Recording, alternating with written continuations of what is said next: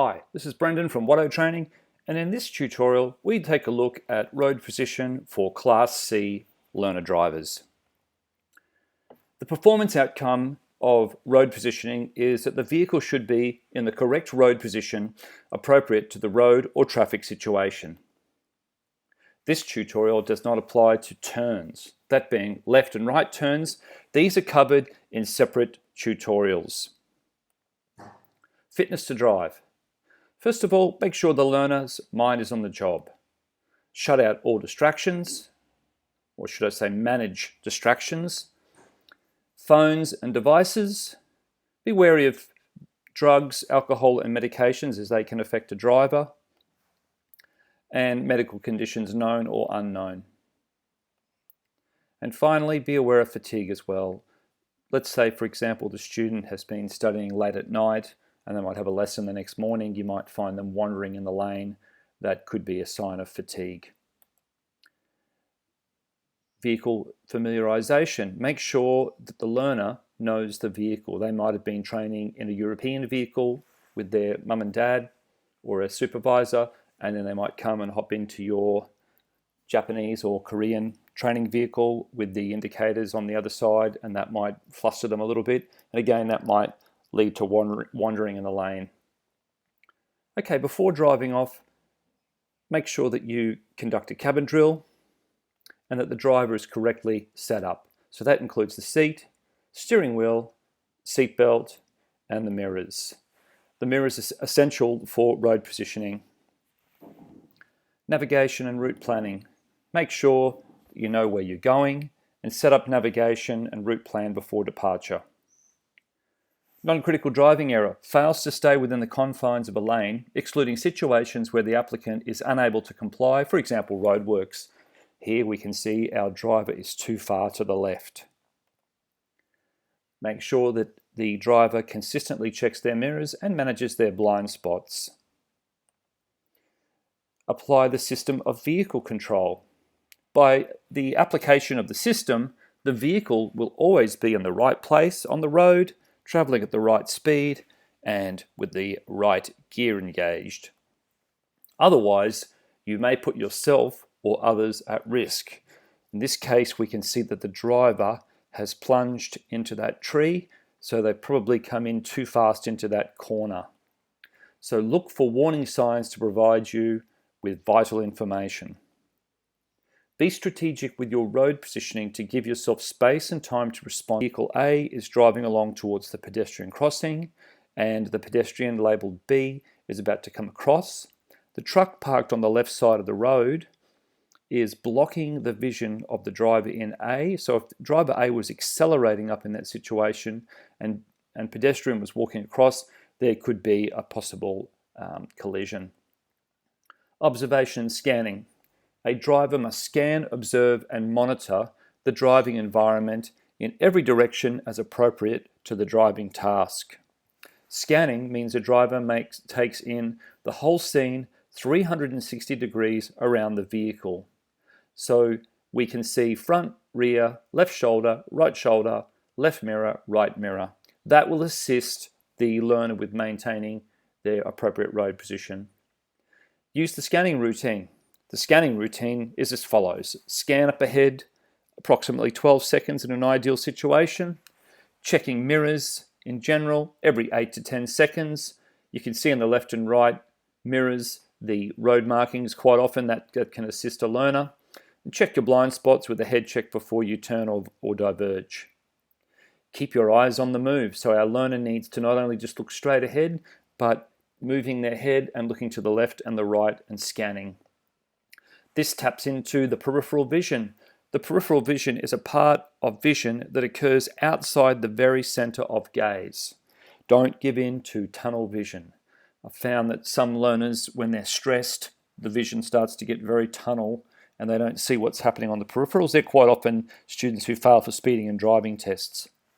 Always be prepared for the unexpected. So in this situation, we've got a dark rural road by the looks. There's no street lighting and a person wearing dark clothing wandering out. Steering performance expectations. Steering control. The driver must steer a safe and steady course and maintain the correct course in a manner that is appropriate for the road and traffic conditions. Steering operation is when the driver must operate the steering device in an appropriate manner, that is, hand over hand or the pull-push method. Smooth controlled steering will assist with road positioning. No rapid or jerky movements, unless of course there's some sort of a situation where like the person hops out in front of us and you may do some evasive steering. Non-critical driving error drives with less than 1/3 of the vehicle unnecessarily on the incorrect side of the road. So we can see our driver in vehicle A here is too close to the center line, but only 1/3 of their vehicle is unnecessarily on the incorrect side. Managing space. Drivers must use the correct technique to overtake cyclists. Motorists must stay wider of bicycle riders by giving a minimum of 1 meter when passing the bicycle rider in a 60 kilometer or less speed zone, or 1.5 meters where the speed limit is over 60 kilometers per hour. Passing a bicycle rider means that you, as a motorist, and the bicycle rider are traveling in the same direction. So normally, that continuous center line, a driver would not drive across that willy-nilly, but in the situation here where we've got the gentleman on the bicycle, if there was sufficient time and space to move out and create that one meter distance, because this is a low speed zone, this is up at Cotton Tree on the Sunshine Coast, then you could safely overtake.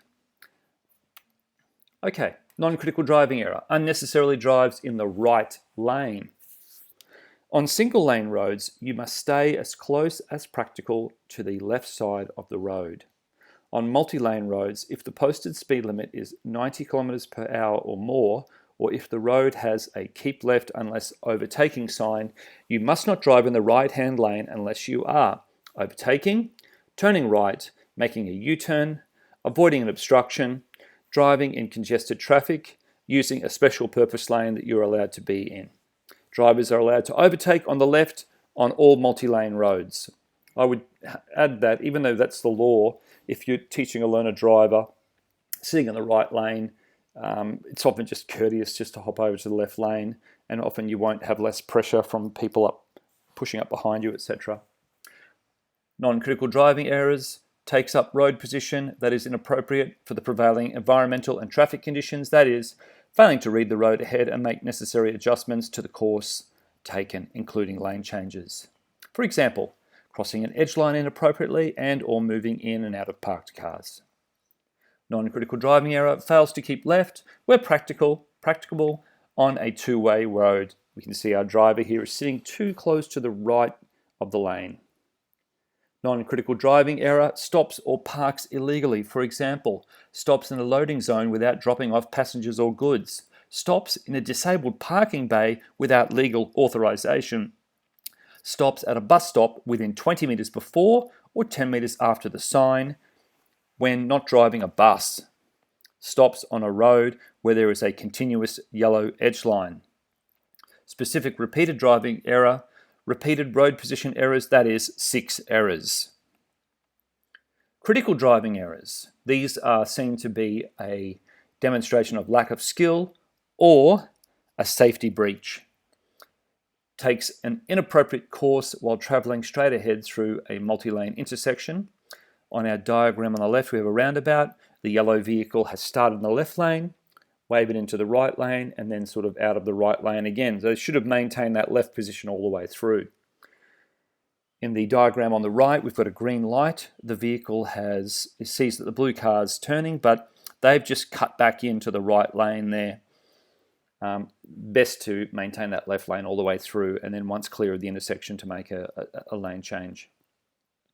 Critical driving error, overtakes inappropriately, for example, overtaking when approaching a pedestrian or children's crossing, overtaking without clear view of approaching traffic or where an approaching vehicle is forced into evasive action, unlawfully overtaking on the left of another vehicle. You can only overtake another vehicle if you have a clear view of any appropriate approaching traffic, and you can do so safely. Make sure all road markings and signs allow you to overtake. You can only overtake to the left of a vehicle if it is safe to do so, and you are driving on a multi-lane road and the vehicle can be overtaken in a marked lane to the left of the vehicle. The vehicle is turning right or making a U-turn from the center of the road and is indicating right. The vehicle is stationary. You are lane filtering on a motorcycle. It is never legal to exceed the speed limit to overtake another vehicle. Look for road signs to provide you with vital information. Critical driving error: stops on a level crossing. Critical driving error: stops on a crest or curve outside a built-up area with less than 100 meters clear visibility to the rear.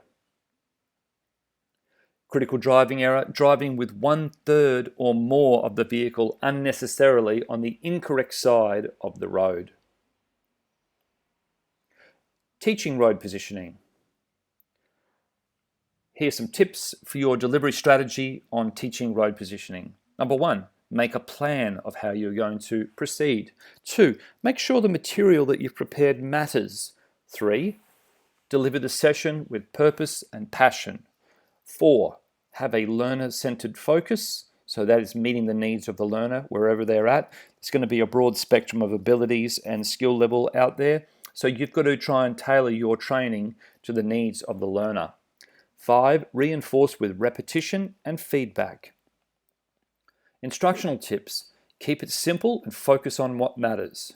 Be concise, be clear, and break the information down into bite-sized pieces. Focus on introducing skills and developing them. Start in a safe location and steadily work into light to medium to heavier traffic. Assess the driver to the relevant state/territory criteria. Identify strengths and areas of improvement. Provide clear, concise, constructive feedback that guides the learner forward, and encourage the learner.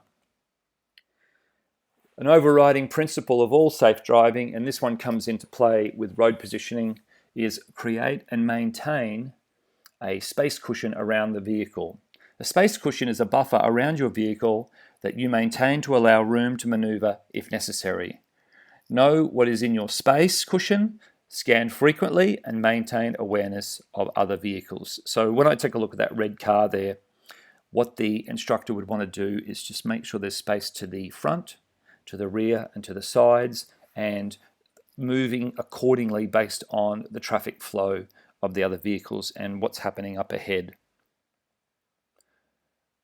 Possible trainer interventions in relation to road positioning. You may need to use your voice. For example, just move a little bit to the right of the lane or just move a little bit to the left of lane. There could be a steering intervention where it's the student isn't responding to your voice, so you might need to reach across and gently guide them. On the top of the wheel is often the easiest place. If the student's holding the steering wheel at 9 to 3, which is quite common these days, there's nothing wrong with 10 to 2, but if it's 9 to 3, it's quite easy just to gently reach across and just guide them. And that way you're not grabbing the wheel aggressively or getting in, you're putting your hand up in their line of sight. And finally, you may need to go to the dual controls, which is putting your foot on the brake normally to slow the vehicle down because of their positioning. It could be a combination of steering and dual controls as well. Please see the tutorials relating to turns for left turn position and right turn position. This has been Brendan from Watto Training. Thanks for watching and safe travels.